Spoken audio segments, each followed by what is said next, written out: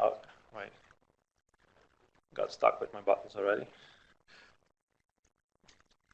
That's the one. Good morning, everybody. Thank you for having me. This is the first out of 3 talks discussing simulations of lunar anomalies. Let me try to focus a bit on the general mechanism.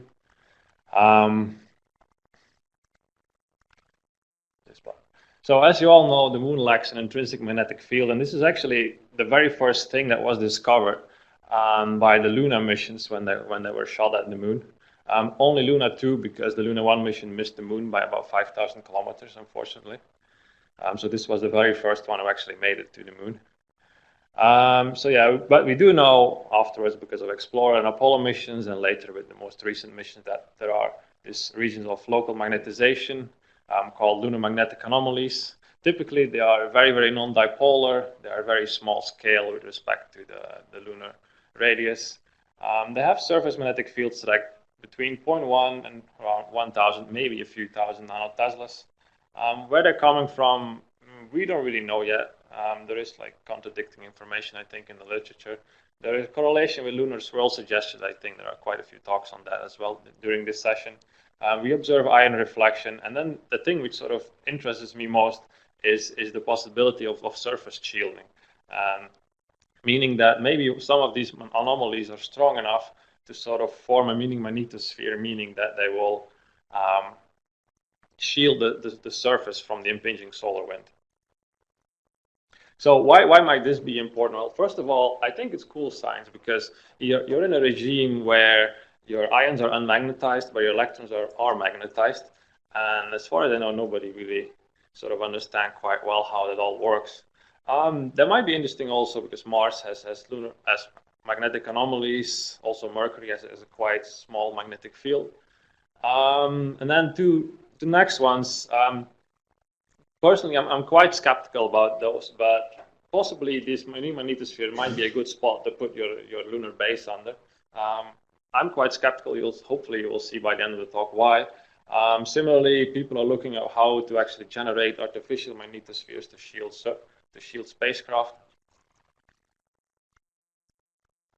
So what do we know so far? First of all, well, we do know, of course, that they exist through the model, through field measurements, of course, and the one I'm showing here is the model from Kurata et al. This is the observation, and this is their model. And the reason I'm showing it is actually because this is the one I will use in the simulations. A second way why we know they exist or should be there is to observation of reflected particle populations. For example, here you see like a nice map by the Kaguya spacecraft.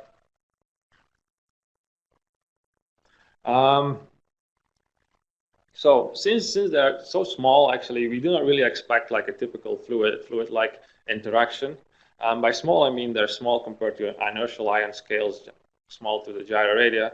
And that means that the dominating physical processes should be highly kinetic. And this is something also proven already in the lab as well.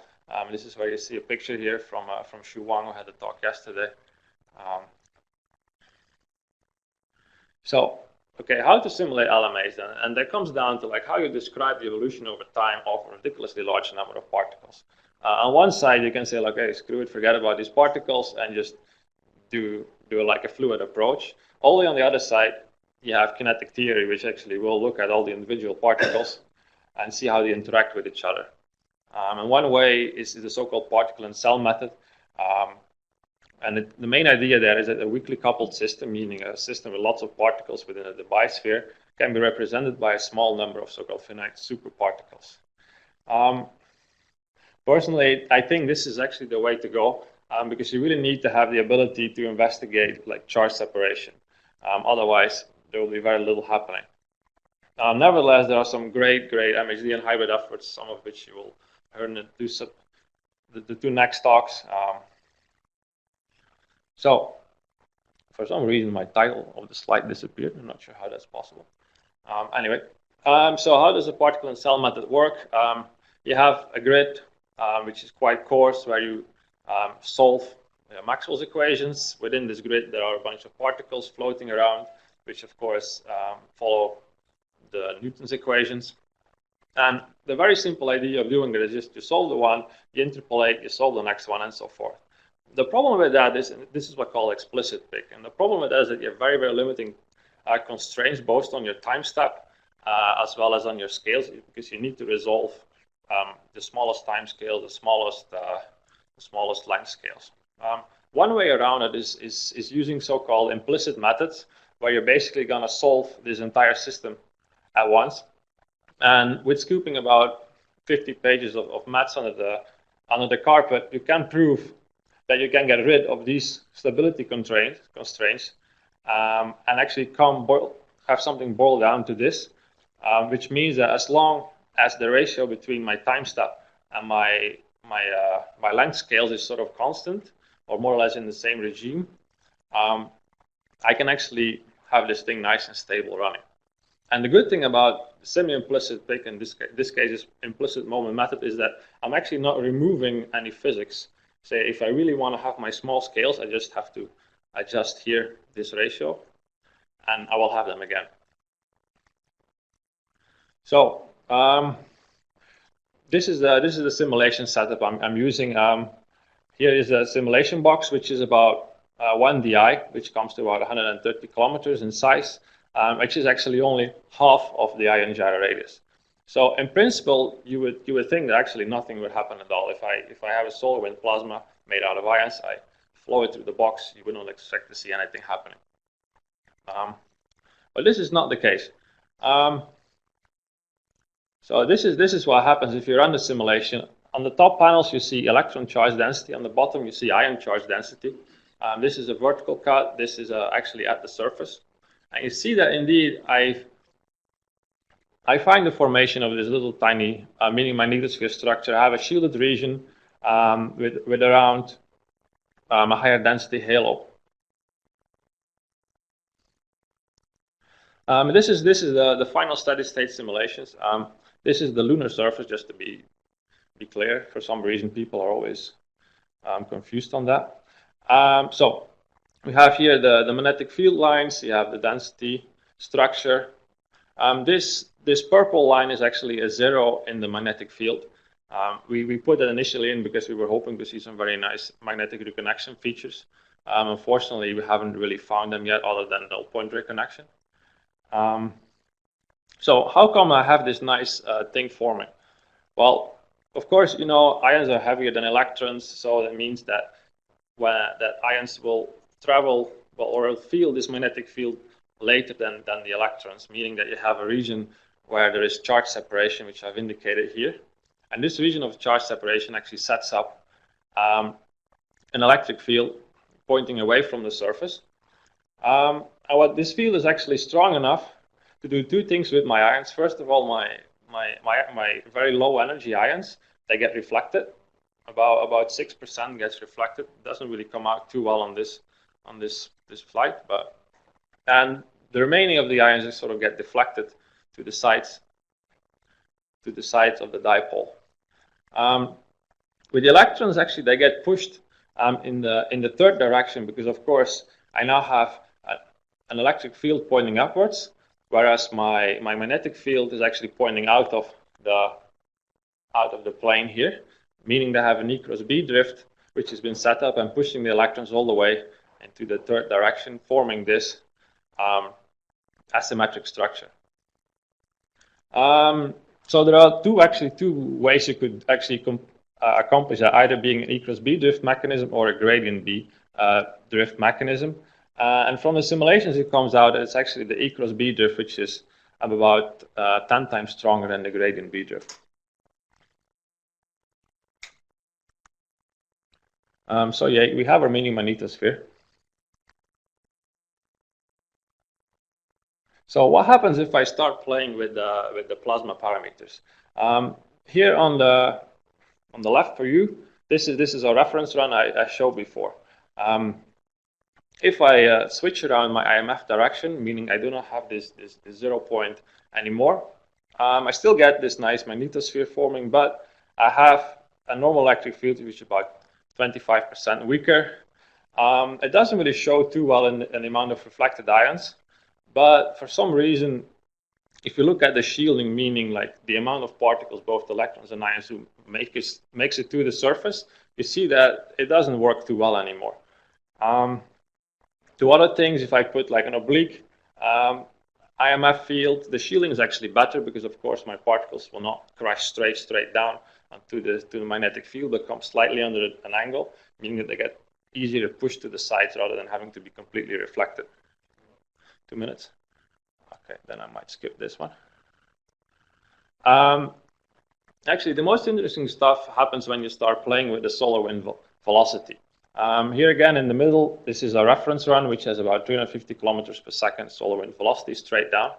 If I decrease that up to 100 kilometers a second, I cannot go lower because unfortunately my code doesn't stay stable with lower solar wind velocities. You see that this E equals B drift mechanism doesn't really work anymore. I guess there is just not enough energy. And you see that the particles more or less push toward the side. The opposite, if I have a very, very strong field, very strong velocity, I see a very strong normal electric field, but at the same time, I don't really see this nice round pile-up region anymore. The ions just have so much energy that they just crash almost straight down to the surface. They're not shielding anymore. You see here the color scale is about the same as outside. You only have like a little bit that they're sort of deflected towards the side. And then actually, if you start playing with the direction of the solar wind, this is the reason why I think I'm quite skeptical to put like that a mini magnetosphere would be the best spot to put your lunar base, because if I just have a solar wind which comes from a different side, and it's very, very clear from this bit, like this region which was previously shielded is now completely, actually has now the highest amount of ions on top. So it's probably not a very good idea to build my base there. So to conclude, I think particle and cell techniques are high relevance to study the solar wind interaction. These mini magnetosphere structures are formed by electron physics, mainly an E equals B drift mechanism. And it's also the efficiency of this mechanism and the solar wind flow velocity, both direction and strength, which determine the density structure and how good this mini magnetosphere actually shields and reflects particles. And finally, simulations are great fun. Just use them. Thank you.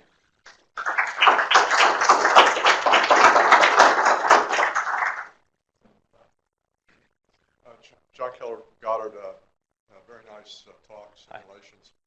I'm going to draw a conclusion, and you can tell me whether this is right or not with regard to the swirl. So I think this shows that because of the dynamic situation, the changing velocities, the changing directions as the moon rotates, that the solar wind magnetosphere, mini magnetosphere, really cannot explain the very fine structure in the swirls that we see, because really this should be erasing the swirl structure rather than generating them. Is that something you would agree with? Well, to be honest, I haven't really looked too much in the correlation with lunar swirls. But my idea would be that maybe indeed it would not be. Can I go a slide back? So if you would look at indeed, or maybe this one is better. So indeed, maybe not. It's not maybe not always exactly the same region which has been shielded. But I think if you would say take an average over typical solar wind velocities, that you might have more or less maybe the same regions which are on average more shielded than others. That would be my idea about it. But I have one question. Do you recall what you used for the surface field strength? Yes, it's 10 to the. Actually, I should have the number in there.